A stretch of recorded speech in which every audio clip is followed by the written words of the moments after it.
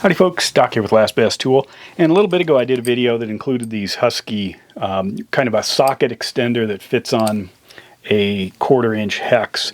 So it allows you to run these on drills like this, or even hard handles, ratcheting screwdriver, stuff like that. They're just super handy, and I had a bunch of questions about them. These Huskies are great. They seem to be very well made. They've held up well, but I thought I'd supplement it a little bit with some Titans. So I got 2 sets of Titans to try out. Now these are all made of chrome vanadium. They're all apparently impact rated. They've all got a kind of a black phosphate coating, ball detents, but they are different than the ones I have. I got these. I'll start with those. They are 1 foot long, 12 inches long. So these are 6 inches, and there are times when that's just ideal. I don't know, how often the 1/2-inch one will get used. Look at the size of that ball too. That is just monstrous.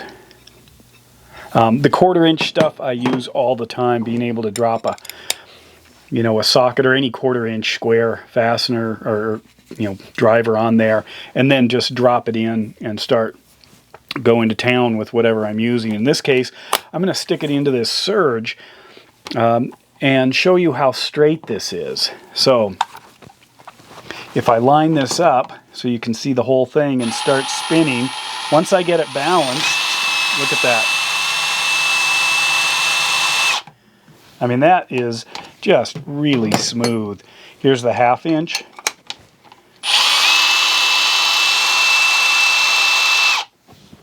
And the that was the 3/8. Here's the 1/2. I mean, that is just beautiful for a little thing like that. And you get the whole set for about 14 bucks on Amazon. To me, well worth it. This is the other set that I've got. If you look at these, you can tell not only are they Wobble, but they're like the combination Wobble. So I can hook that on here and get a wobble out of it.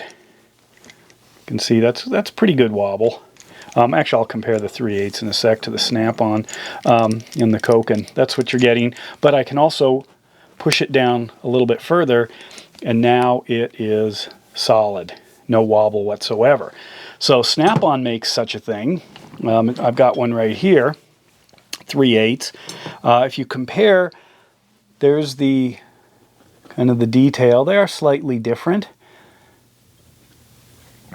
Obviously the Snap-on's not impact rated, but finish work is not terribly far off on these. I can see some tool marks. The ball's about the same size.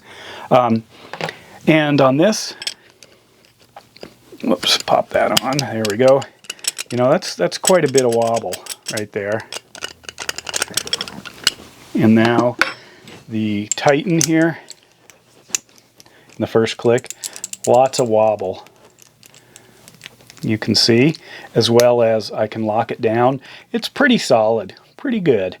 Good enough for something like this. You're not putting in bridge pylons with these things. The Snap-on does fit a little more secure, so there's that. And then, for another example, here's a Koken. This is a Koken hand driver with the same thing. That's pretty close to the Titan, and then I can pop it free. Looks like a little bit more wobble on the Koken than the Titan. Pretty close. But Koken might even have a little more wobble in the non-wobble setting than the Titan. But either way, that's a great feature. Simple design. Here's some smaller ones. Everyone's probably got something like that. Here's my PB Swiss, a little bit longer. It's always nice to have some reach. Snap-on 3/8.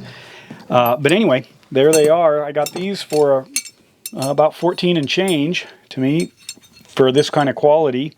Well worth it. And then this was the shocker to me because it seems like a little bit more work. The set of 3 of these, here's the 1/2, was like $7.99 for this size. And they make a bunch of other sizes as well in all of this stuff and sets of them. But this was what I chose in order to supplement the kit that I already have.